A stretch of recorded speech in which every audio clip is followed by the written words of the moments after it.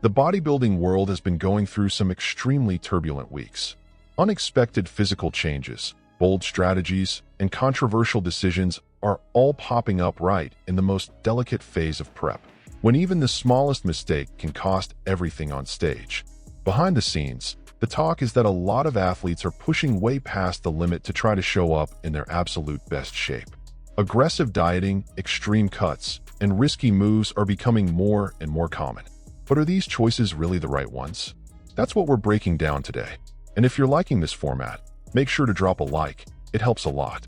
Let's start with Sam Sulek, who recently showed up with a level of conditioning that's honestly insane. About 6 weeks out from the show, his legs look extremely dry, grainy, and packed with detail, even without a pumping outside of a training day, which immediately grabs attention. At first glance, it's impressive, but when you look beyond just definition, a key issue starts to stand out: the imbalance between his upper body and his legs. Sam's upper body is still massive, dense, and dominant, while his legs don't deliver the same visual impact.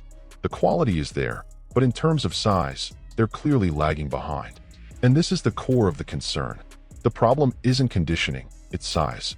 His legs look smaller than they should, possibly even smaller than in previous phases. That raises the suspicion that overly aggressive dieting, very low carbs, and excessive cardio may be costing him fullness right in the weakest area of his physique. Timing is another huge factor. Coming in this conditioned this early drastically reduces the margin for error in the final weeks. If his body is already at the limit now, the big question is there still room to bring size back without losing this extreme condition? This situation also brings back a classic bodybuilding debate: prepping without a coach. When an athlete is self-coaching, the risk of misjudging things is massive, either showing up underconditioned or overshooting it and losing size. And that second mistake tends to happen most often with extremely disciplined athletes. Looking specifically at the Arnold Classic, the expectation is pretty clear. Sam's legs are likely to be the main limiting factor when he's compared to the top guys. It's not a weakness that can't be fixed long-term, but for this show, time is not on his side. Now let's talk about Sergey Denilo, a name that's been grabbing attention not just because of his outrageous physique, but mainly due to his off-the-wall behavior.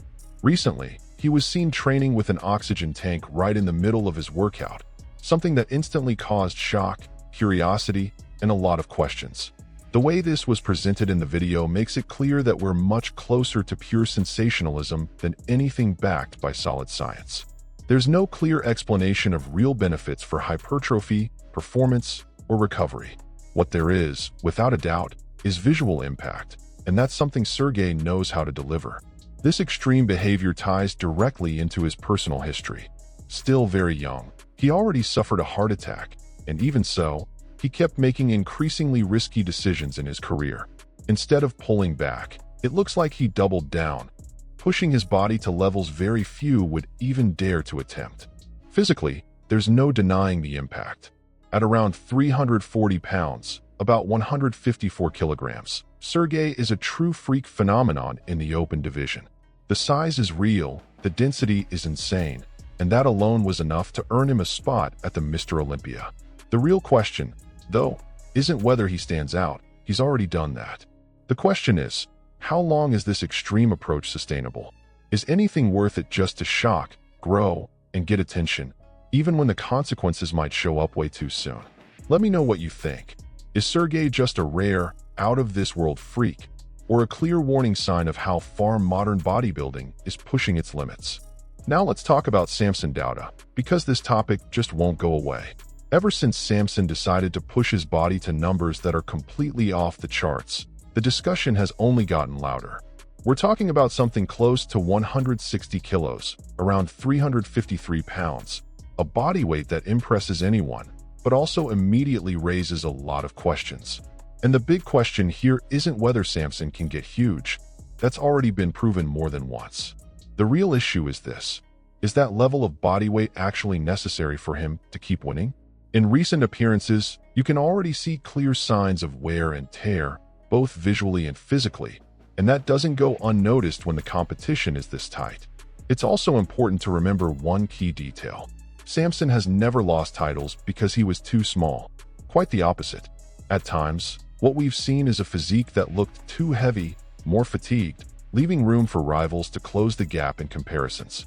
That completely challenges the old "bigger is always better" mindset. Pushing body weight can bring short-term visual impact, but the risks come along with it. Conditioning, mobility, and overall health all factor into the equation. In a sport where details decide victories, being bigger doesn't always mean being better, and Samson is already at a level where refinement may be more valuable than extra mass. This debate gets even more intense when opposing opinions from well-known figures come into play. On one side, Sean Ray offers a clear warning. Pushing body weight to extremes isn't healthy and isn't smart from a competitive standpoint. In his view, Samson's physique has already shown signs of fatigue, and insisting on this approach could be costly on stage. According to Sean, size was never the problem. When a body starts to look heavy, it loses freshness, conditioning suffers, and the margin for error grows, especially in long, highly contested competitions. On the other side, you have Fouad Abayad, who defends a more traditional bodybuilding philosophy: always grow. For him, if the genetics are there to keep improving, that path should be explored. So now the question is yours to answer. Should Samson keep chasing bigger and bigger versions of himself, or protect his physique to stay winning at the top for longer? Which side are you on? Still talking about unreal size, Andrew Jacked remains one of the most impressive physiques in the game today. His back is wide, thick, and overwhelmingly dominant, instantly giving off a sense of power and sheer mass. At first glance, he looks like the kind of athlete who can threaten anyone on stage.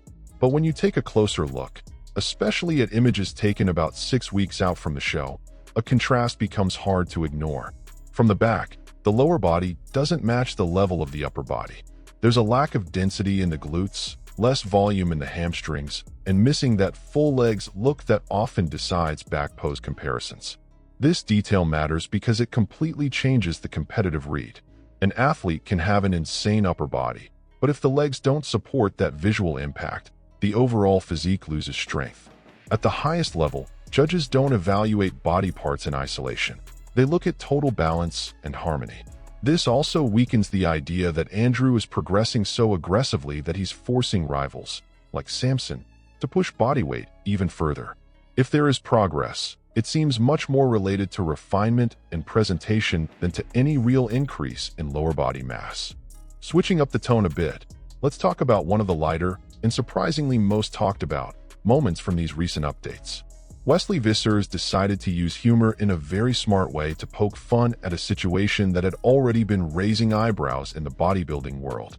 The joke revolves around Mike Sommerfeld's attempt to gain height right before competitions. Wesley never names anyone directly and doesn't attack anyone outright, but the message is crystal clear to anyone who follows the scene. The irony is well placed, it works as satire, and that's exactly why it gets laughs, by highlighting just how absurd the situation sounds to the audience. This kind of playful jab serves two very clear purposes. First, it brings entertainment to a sport that often takes itself way too seriously. Second, it adds a touch of healthy rivalry heading into a major stage like the Arnold Classic, which naturally boosts interest among fans. Now, jokes aside, it's important to separate humor from reality. Despite the teasing, Mike's preparation is far more solid than many comments suggest. He's not actually behind. What's different this year is the timing strategy. According to his coach, Neil Hill, Mike usually reaches stage condition quite early. This time, the decision was to slow things down and aim for his peak closer to the competition, a choice made specifically to preserve fullness and avoid early burnout. That explains why, just a few weeks out, he doesn't yet show the same extreme level of definition seen in past seasons. It's not a mistake, it's planning. Still, there are important unknowns, especially when it comes to weight control and fitting perfectly into the category, where even small adjustments can mean the difference between making weight or missing the limit. To wrap up today's edition, let's talk about Raphael Brandao, who is back on the competitive scene after dealing with health issues that temporarily kept him off the stage. Just seeing him back in good shape already draws attention and builds expectations among fans and analysts alike. Visually, Raphael brings a well-conditioned, full, and balanced physique. Aesthetics remain one of his biggest strengths, with clean lines and a shape that judges tend to appreciate. There are no signs of neglect or poor preparation. On the contrary, he shows up solid and competitive. However, when the analysis goes deeper, one point becomes unavoidable. Progress in terms of muscle mass looks limited compared to last year. There isn't that clear jump in size that usually separates an athlete who's simply there from one who's truly dangerous at the top of the open division. That doesn't take anything away from Raphael's physique, but it does highlight a strategic need. To truly compete on equal footing with names like Samson, Andrew, and Nick Walker, a full, aggressive, and well-structured offseason focused purely on adding muscle density will be essential. As we reach the end, one thing is clear.